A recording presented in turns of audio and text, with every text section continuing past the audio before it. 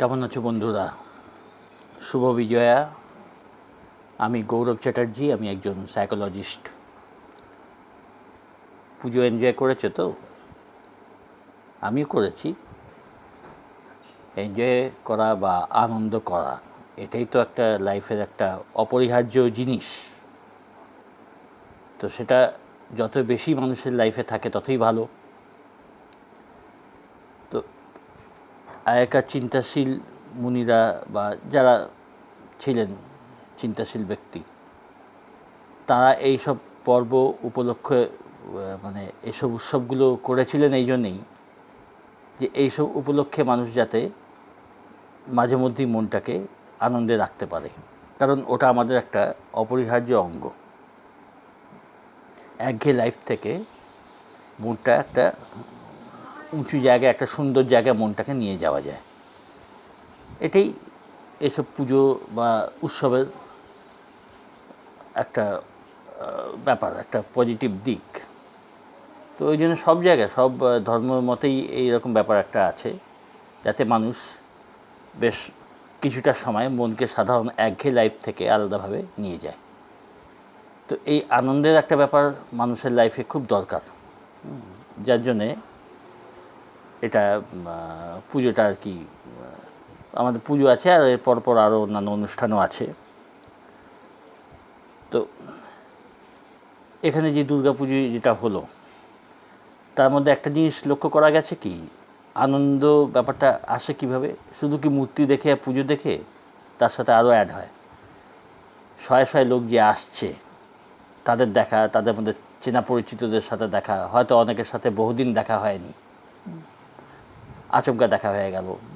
তো এই যে সব মিলিয়ে যে একটা আনন্দ, তার মধ্যে পুজোর একটা আনন্দ আছেই, তার মধ্যে যে চেনা পরিচিত সবার সাথে দেখা সাক্ষাৎ হওয়া, একসাথে গল্পগুজব করা, একসাথে বেড়ানো, খাওয়া দাওয়া, এই টোটাল ব্যাপারটাই কিন্তু আনন্দটা এনে দেয়।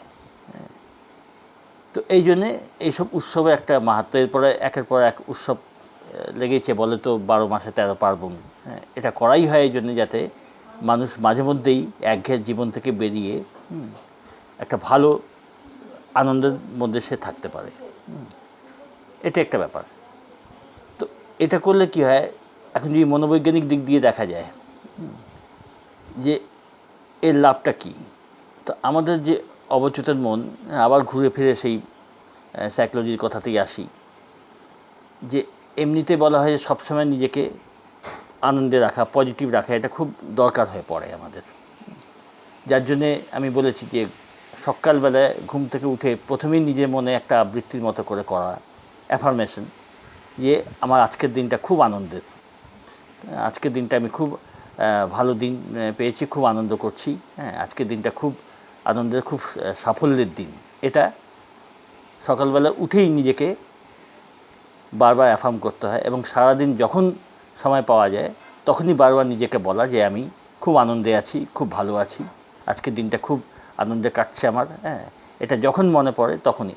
কী জন্যে না, বারবার রিপিট করা যে কথাগুলো, একবারে আমাদের সাবকনশিয়াস মাইন্ড একবারে অতখানি নেয় না, অল্প অল্প করে, কারণ অন্যভাবে আমাদের মাইন্ড ট্রেন্ড হয়ে রয়েছে। ওটাকে চেঞ্জ করে নতুনভাবে আনন্দের ভাব দিয়ে, খুশির ভাব দিয়ে, পজিটিভ ভাব দিয়ে মনটাকে আস্তে আস্তে আমাদের ট্রেন্ড করতে হবে। তো ওই জন্য বারবার রিপিট করা, এইগুলো করতে হয়, আর আনন্দের ফিলিংস রাখতে হয়।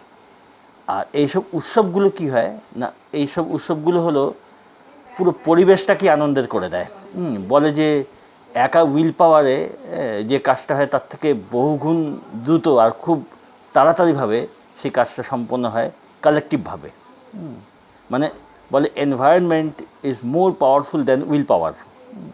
তুমি নিজের চেষ্টায়, নিজের উইল পাওয়ারে যতখানি নিজেকে ভালো রাখতে পারবে, তোমার পরিবেশটা যদি সেরকম ভালো হয়ে যায়, তাহলে অনেক সহজে তুমি সেই কাজটা করতে পারবে। তো ওই জন্য এইসব উৎসবে হয় কি না, এই উৎসব একা তুমি তো করছো না, ওই সামূহিকভাবে যে পুরো এনভায়রনমেন্ট, যে আবহাওয়াটা পুরো চেঞ্জ হয়ে যাচ্ছে, ওইটা সবাই মিলে যে করছো, সেটা তোমার উইল পাওয়ার থেকেও বেশি কাজ করে, তাড়াতাড়ি কাজ করে, গভীরভাবে কাজ করে মনটাকে তোমার পজিটিভ দিকে নিয়ে যেতে। ওই জন্য এইসব উৎসবের খুব দরকার হয়।